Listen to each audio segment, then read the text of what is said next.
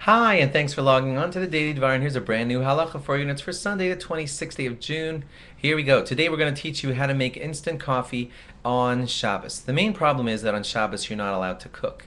And there could be a halachic problem that when the hot water from the urn lands directly onto your powder of your instant coffee, maybe that's like cooking the powder, which is something that you're not allowed to do on Shabbos. So stay with me here because we're going to see 2 points back and forth and then have a final conclusion. One of the reasons why it should be considered to be okay is because there is a rule in halacha called ein bishul achar bishul. Cooking doesn't happen after cooking. And since those coffee grains already got kind of cooked in the process of becoming instant coffee, so no further cooking happens when the hot water lands on those grains, so maybe it's totally fine.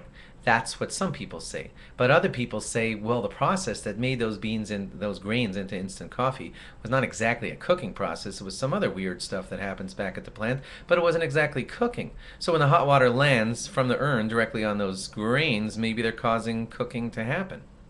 And besides, some of the other rabbis get even stricter about it and say, you know, those coffee grains are sort of acting like a liquid. They disappear into your coffee, and so maybe it's like reheating cold liquid. And I don't care if a liquid is heated 10 times, when you heat it the 11th time from cold, that's called cooking on Shabbos, and you're not allowed to do that. So bottom line, here's what you're supposed to do on Shabbos. Have the hot water from the urn land in cup A, and then now that cup is not as hot as the actual urn, and make the coffee in there.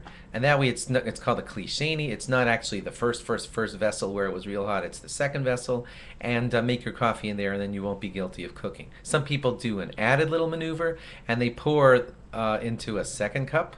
So watch me here. You're going from the urn into cup A, and then from cup A into cup B, and you make your coffee in cup B. So now it's like a third degree removed from the fire. There was the urn, then there was cup A, and then there was cup B, and you make your coffee in cup B, and then you're totally fine. That's what a lot of rabbis suggest, just to be extra safe, and then you know that you're really, really, really not cooking, and that's the safest way to make instant coffee on Shabbos. Thanks for logging on. Log on again tomorrow for more. Bye-bye.